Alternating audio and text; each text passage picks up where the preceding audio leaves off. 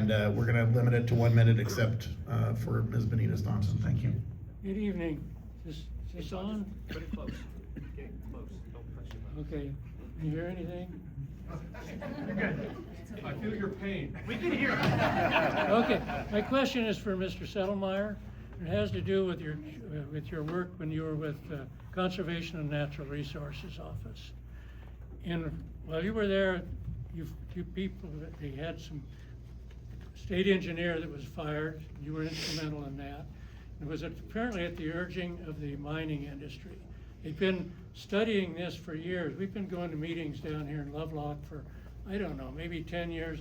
They put together some plans, they studied that. Some people that studied it were not on one side or the other side to do what we're doing with the Humboldt River Basin, which basically is being depleted.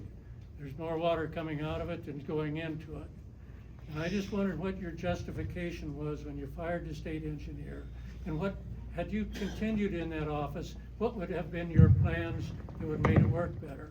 It seems to me we've just kicked the can down the road again. What the existing state engineer was going to do was going to go into some curtailment, which obviously is probably what's going to happen up there sometime in the future. And the longer that we go without doing it, the more this is going to be depleted. So what would have been your plan had you stayed in office? Did everybody hear that question? Do I need to repeat it? Okay, very good. Go ahead, Mr. Sen. But it seems to me we've just kicked the can down the road, and maybe you'd be good back there in Washington. That seems to be what they do with everything back there. Thank you for the question. In that respect, yes, it was solely my decision. It had nothing to do with mining or anything else. It was an internal personnel issue that created his departure. So his solution on curtailment was 10 years out. I didn't like that answer. He was actually sitting there telling us all it was 10 years out for curtailment. He put out the draft order, but he wasn't going to do anything for 10 years. Part of that problem is we're looking at the math and the data. He was assuming 100% capture on the mountains. There's no way that's going to stand up in a court of law. You're not going to get that. And so we need to have something that's defensible. But the other issues were internal. He was not managing his department, constant problems with employees, and issues that kept coming to my desk. For those reasons, I let him go. Then began the search for someone else. Everybody sat there and said, no problem to fill a state engineer. It's an easy thing to do. Yeah, right. Who wants that job? So in that respect, we put out a national search, and we looked around for individuals that were willing to do it, but actually had knowledge of water, that actually were familiar with it. Because as mentioned earlier, we have some states that have excess water. So it's not something we need. We need someone who knows how to work in shortages and with adverse conditions.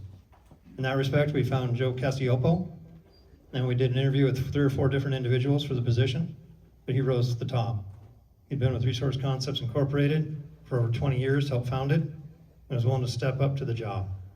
He had experience from being on the school board, which anybody who's ever been on the school board knows you have to learn how to talk to everyone, not just one side of the aisle or one particular interest group. So in that respect, that's a decision that I'd made, and I made that appointment prior to my departure from the Department of Conservation and Natural Resources. There's a ton more of internal stuff that made my decision have to be that decision. But it was lack of management of his personnel, his office, and there are a lot of people that were very dissatisfied there and were continuing to leave. If you look at the Department of Conservation and Natural Resources, specifically the Division of Water Resources, the average time span of the people within that department is 3 years. They've all got ran out and they left. And that's a problem. We need people that actually understand the water issues over a decade, as I'm looking at certain individuals in this room, such as yourselves and others. But that was totally my decision. That was nothing to do with anyone else. I needed to find somebody who could manage the department. Are you saying curtailment's coming sooner than 10 years? That's my hope. Joe Casiopo, we're working on the idea of getting funding, and we're also pursuing it. And we've dedicated some funds to it so that we can actually get the study done correctly so it stands up in court. I was unfortunately involved in the Alpine Decree, 58 years of litigation in the final analysis to get a decision. That is currently the longest litigation in the history of the United States. Now your guys's might be longer at the end of the day. I hope it's not, because it's completely unacceptable to have 58 years. Frankly, I thought it was completely unacceptable to raise 3 generations of lawyers off of a water case. Hey. He has extra generations. But no, the hope is that we can get there in 5 to 7 years and try to find actual solutions to the issues that are going on. And this year, beyond sucks. I mean, you're talking 25% of the worst year you guys have ever had. Here we got 8% water allocation, but we have some of the most senior water rights, and the guys upstream that are pumping with junior water rights to get 100% of their water.